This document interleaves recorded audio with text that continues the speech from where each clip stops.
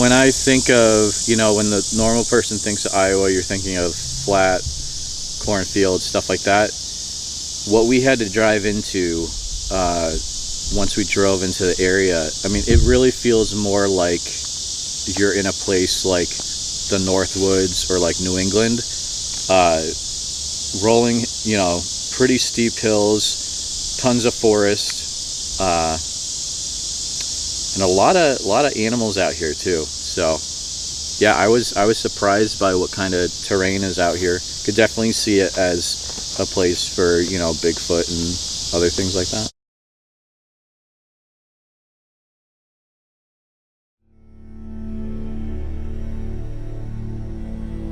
Much can be said about the state of Iowa. Its name itself means beautiful, and the rural land is known well for its agriculture. Farming is a deep cultural part of the people here. The corn and pork industries drive the ever-growing economy. The Iowa State Fair is one of the world's longest-running agricultural and industrial expositions. Iowa is also known for making great efforts into renewable energy, with the leading electrical source being wind. The wind turbines scattered throughout the state generate over 40% of the state's electricity.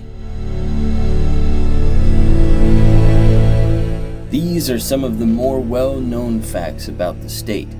But does the Hawkeye State have any secrets?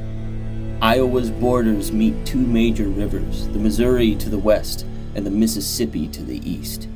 These well-carved watersheds give life to the farms, towns, plant life, and diverse wildlife that call this portion of the Midwest home. The land here is not all farm. There are nearly 44,000 acres of state forests here, as well as extensive private property offering woodland habitat.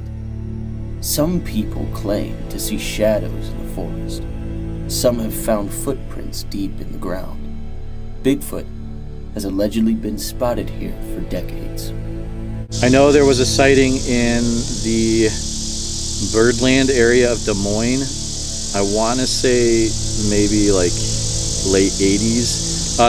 A lot of the sightings that I've, let's say, heard of are going to be in the Jefferson County area, which is going to be east of Des Moines, and that's more in like the late 70s. There was a ton of Bigfoot sightings over there.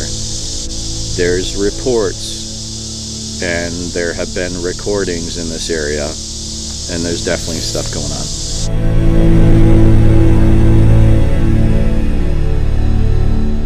I've had conversations that from individuals of all ages, it is here, absolutely, and it's affected people's lives.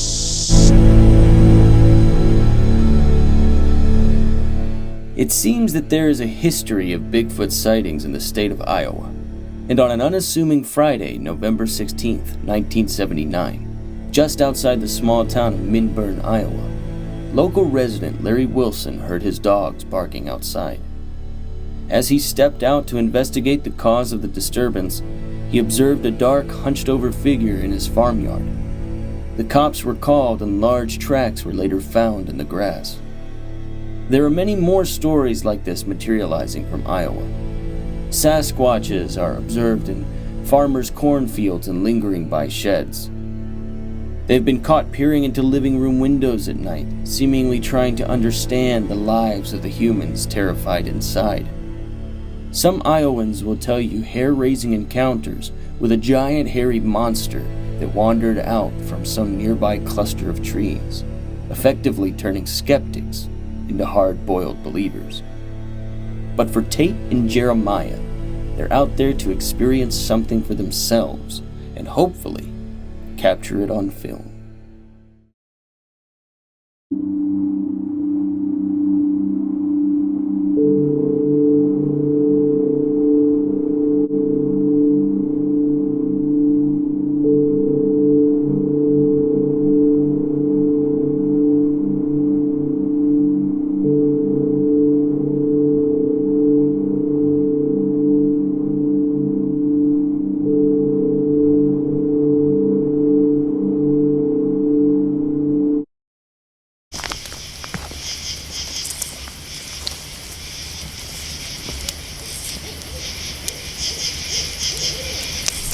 So you said you said I was sleeping in the back, and you said you heard something?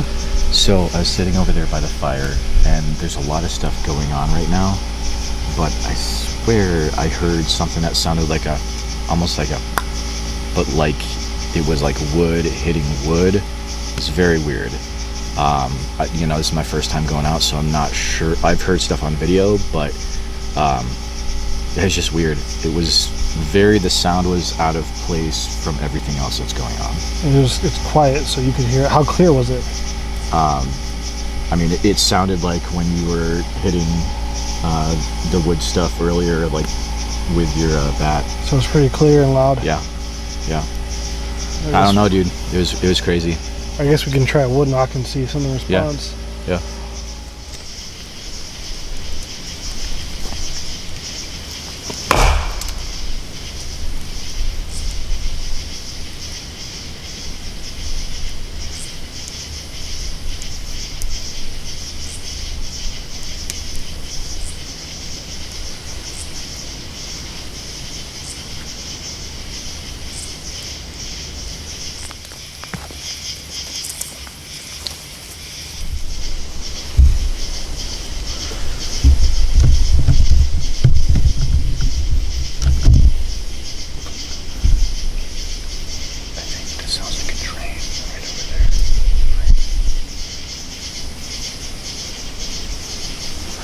The train tracks are behind us. Okay.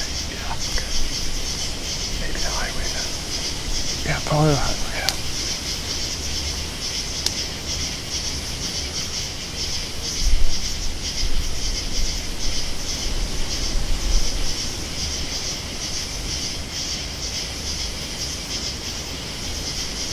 That lightning is right over us.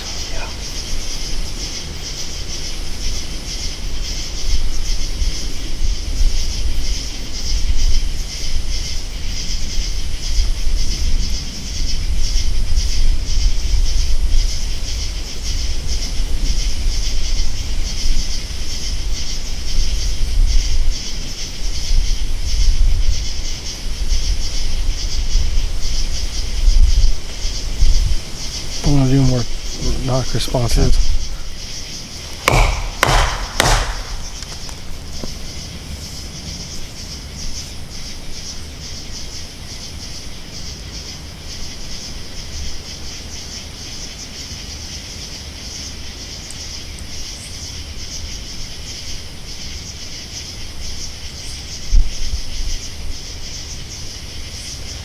It's always like we'll be like talking or something, or doing it when something happens. It always seems to be that way.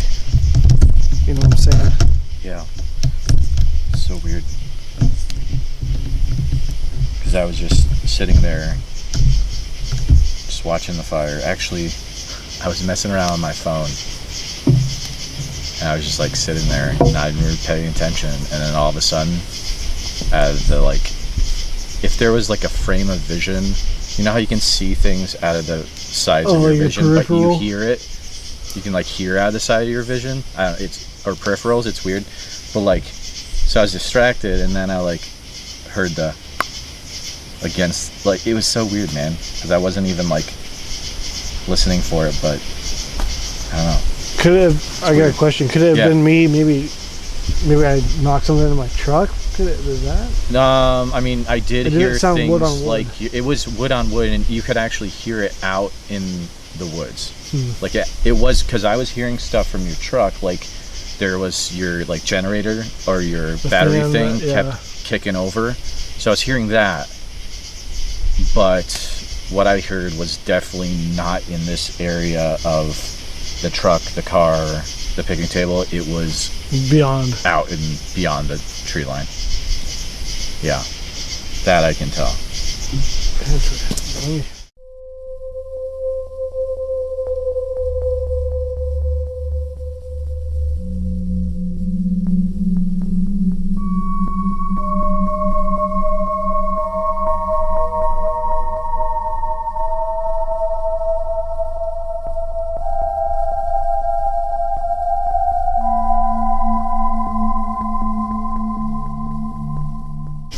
So you're just kind of scanning the tree line to see if you see anything out there? Yeah, I can see the road clear as day. Really?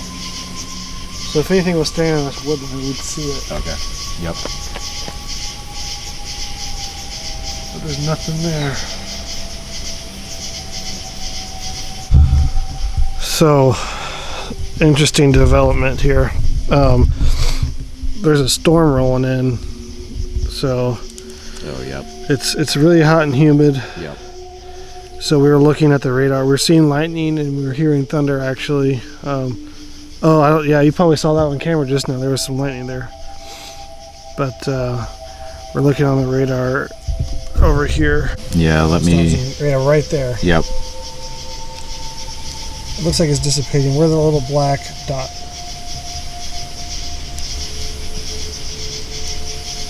So yeah, weirdly enough, our campsite, we don't have any water, but we do have full cell coverage, full cellular. Yeah. Which is weird. So yeah, it says that we've got rain starting in a little less than an hour. You can see the storm is pretty much going all the way up through Iowa. So looks like Indianola and like Des Moines are getting hit. Oh yeah, big time. Yep. So we will see what happens. Definitely keep an eye on it, for sure.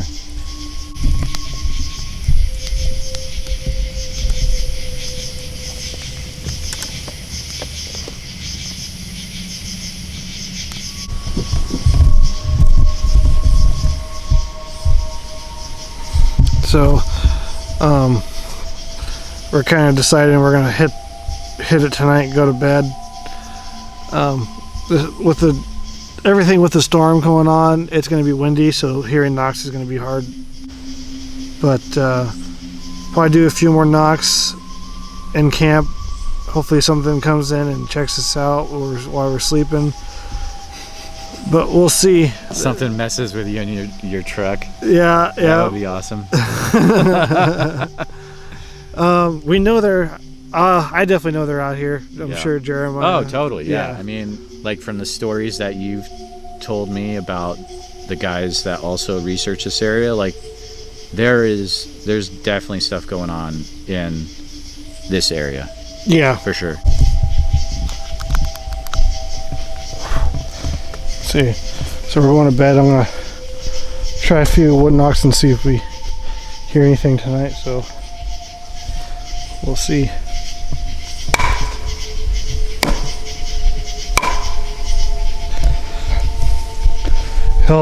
Jeremiah will have audio going, so if anything walks around camp tonight or knocks back, we'll hear it. If it wakes me up, I'll see it. It's true. Because I'm sleeping in my car, so Jeremiah will probably hear it better than I will, but I'll see it better than he will. I don't know what's scarier, seeing or hearing. Yeah, exactly. But we'll find out if it happens.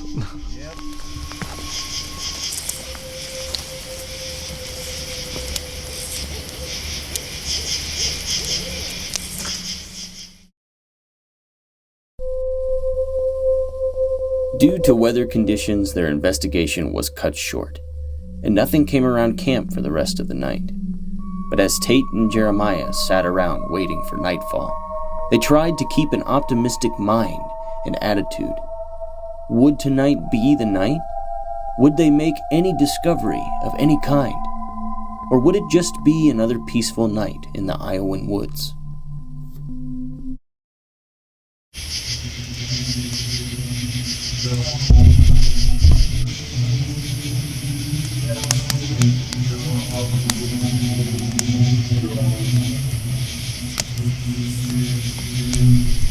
Okay, so Jeremiah and I are sitting here, literally, and we're talking. And we just stopped recording, and he stopped recording audio. Seconds afterwards. And this, I'm not even joking, this is always how it goes. Like, but that direction, off over there, and there's nothing that way except for a creek and then way further out miles. But the rest is wood. It's a woodland area. Jeremiah was like, dude, it's fireworks. I'm like, that was not fireworks. Nothing out here. There's nothing out here, and it was not a gunshot. because we would have seen anybody coming. We're at the end of the road. What it sounded like is a tree getting pushed over. Like Yeah, totally. It totally did. it sounded like It sounded like wet wood breaking. Yeah. You know, like when you break a wet, nice, firm, like healthy branch. Yeah. And it was loud. Dude, that was super loud. I mean, chances are a tree could have fallen over at that time. At that, like, Exact time. 2 seconds after we stopped recording everything. Which, that's weird. That was cool. If that's what we're looking for. So now my recorder is staying on all night long. Yeah, I would. Yeah, absolutely. We'll see what we get. Jeez. I'm gonna point the camera that direction and see Yep. if we can get any audio.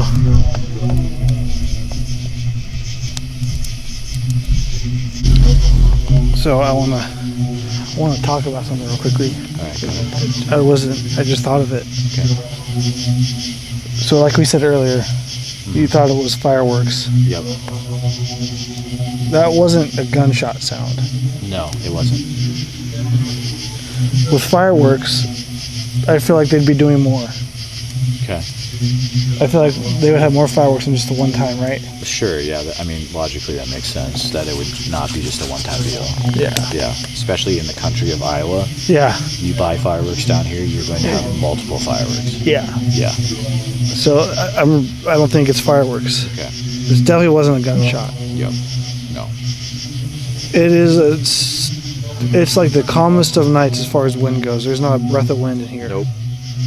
So Very calm. very calm. I mean, it sounded like a tree getting pushed over. Yep. Like it sounded like roots and the tree like splitting. Yeah. Like, yeah. And it was good size too. Yeah, there's not a small sapling for sure. And so for people who are gonna be like, oh, well, it's a bear or something, There's no bear. there's no bear in Iowa here. There's no bear here. There's no bear. The other possibility is a human was there splitting wood in the dark, in the woods, out that Right. way where there's no road, Or a human in the woods randomly pushing over trees. for fun. Yeah, I don't think so. Nope.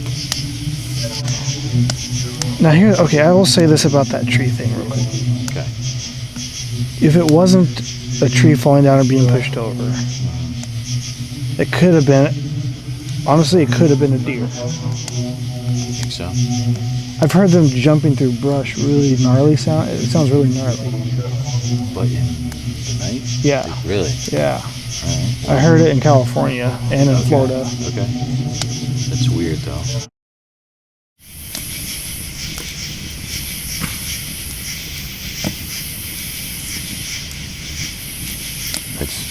It's on my audio. So we're sitting here trying to listen to it. I did 3 knocks earlier. Well, actually, like about an hour or two ago, I did 3 knocks. Yeah.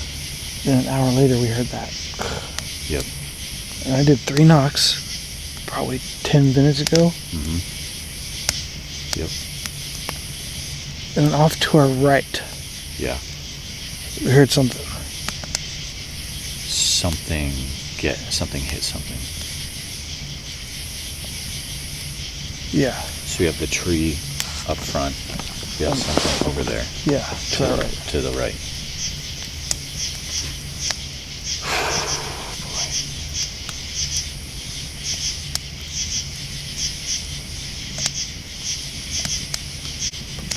And again, it's the calmest of nights. It really is. Yeah.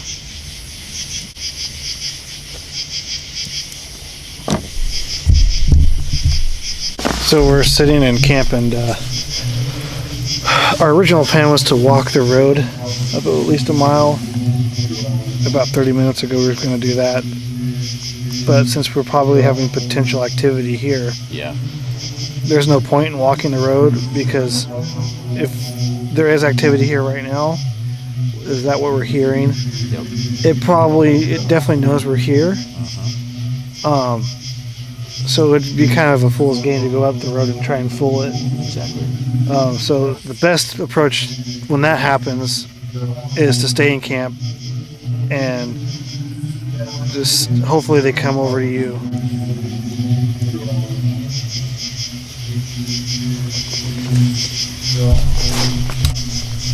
So we got coyotes going off behind us and all around us. They're pretty close, so we're thinking if I do a scream, maybe something will respond besides coyotes. So we'll see.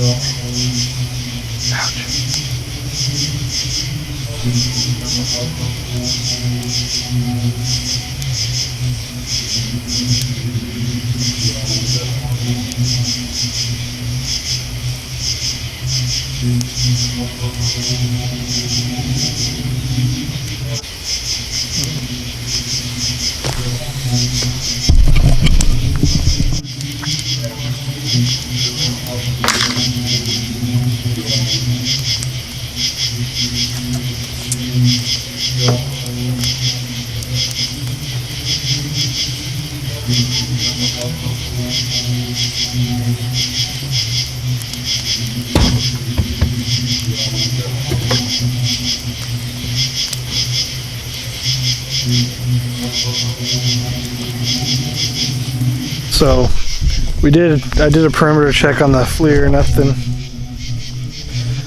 nothing watching camp. I'll probably do one more honestly before I go to bed to see if there's anything. But ever since we heard that possible tree falling or whatever that was, I mean we were hearing fireworks later on. We know it wasn't fireworks. Right. Yeah, that was totally different. Yeah. This was not a gunshot either. It was either a deer trampling through the brush really loud, or a tree was pushed over, or something. Maybe falling over, but there's not a breath of wind out here. And then later, we heard something that way, closer to us, like it was coming towards us, and that was all we heard. But prior to those two events, I did do knocks. Yes. So it's hard to say if it was, what we're looking for, if it was a Sasquatch, but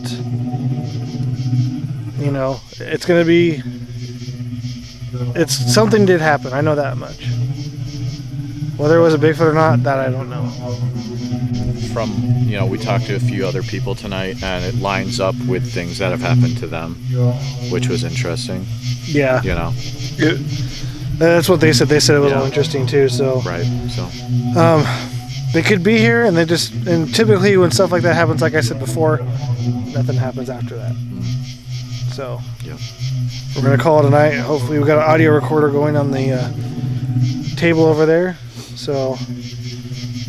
We'll see if something comes around. It's about, I think it's almost 12 o'clock. Yeah, it's 11:44. So we'll just see what happens. Cool.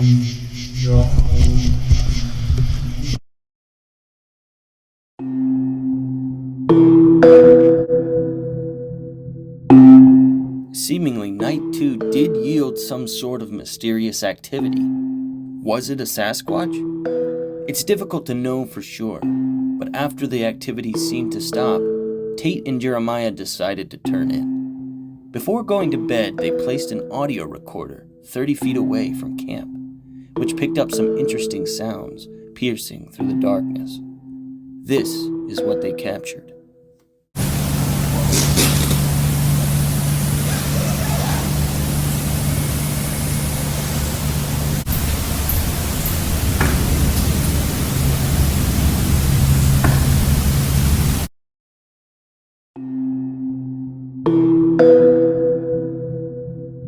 Were those knocks?